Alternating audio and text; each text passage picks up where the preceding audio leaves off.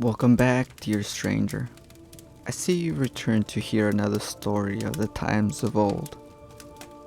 Then let me tell you the story when the god king of Sigmar decided it was time to reclaim the land from the forces of the chaos gods. And that time was known as the Dawnbringer crusades.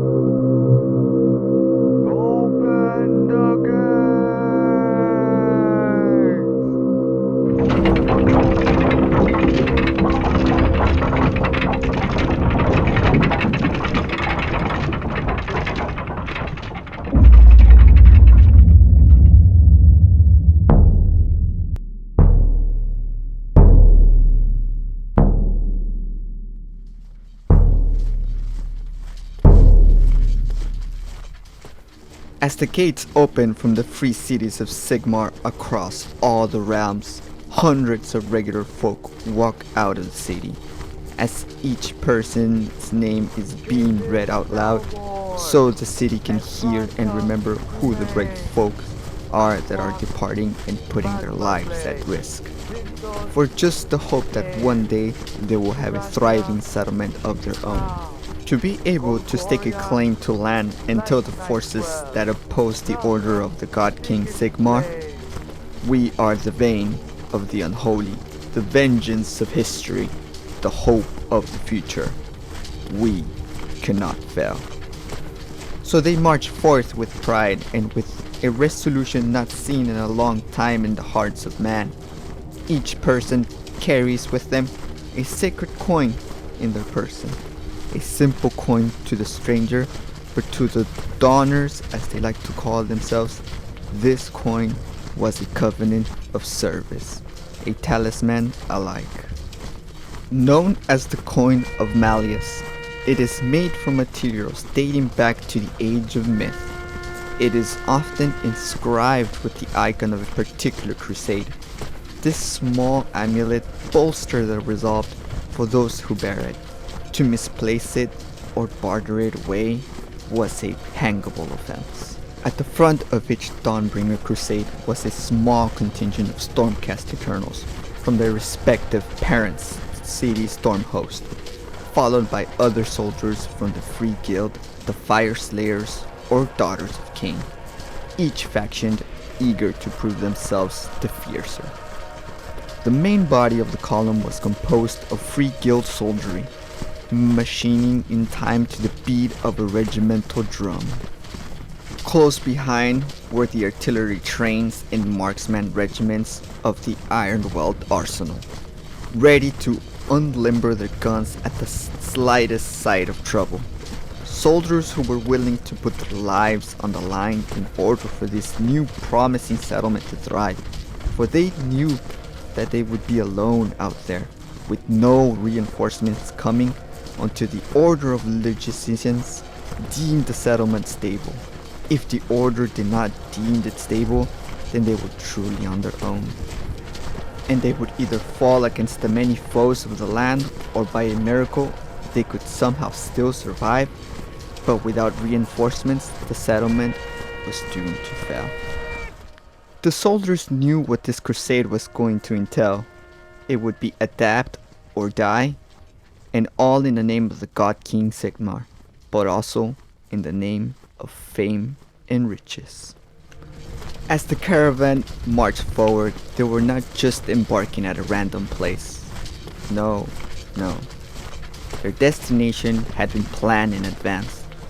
Way before the caravan set off, the parent city of the crusade would send off scouting parties done by either the Elven Wanderers or the Free Guild Outriders, to look for potential sites that were not exactly the most strategic sound, but the criteria they always had to follow.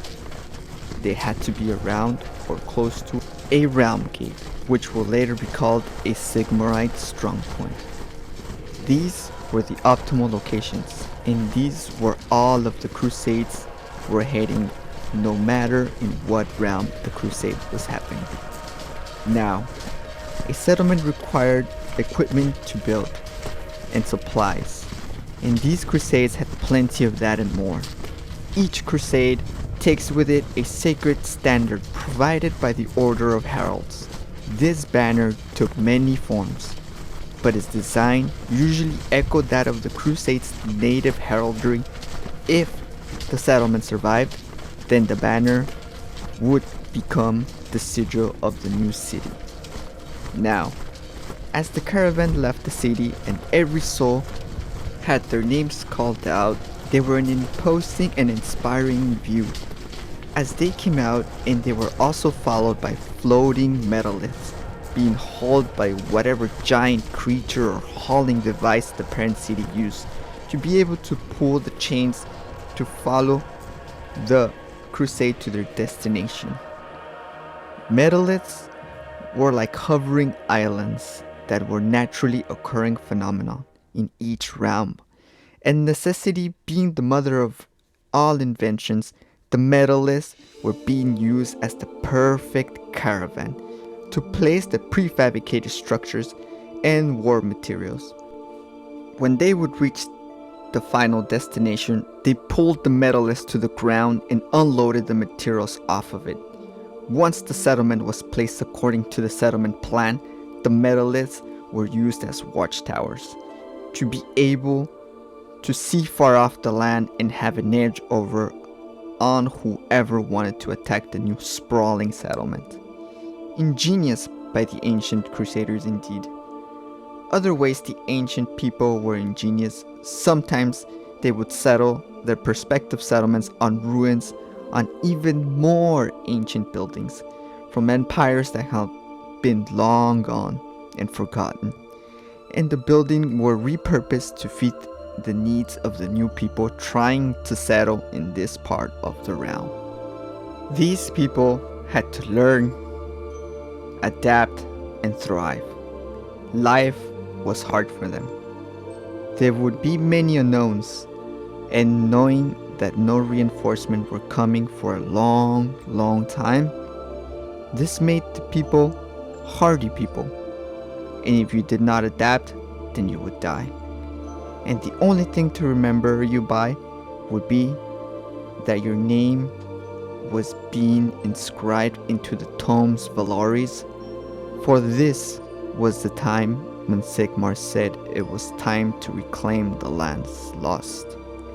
This was the Dawnbringer Crusades.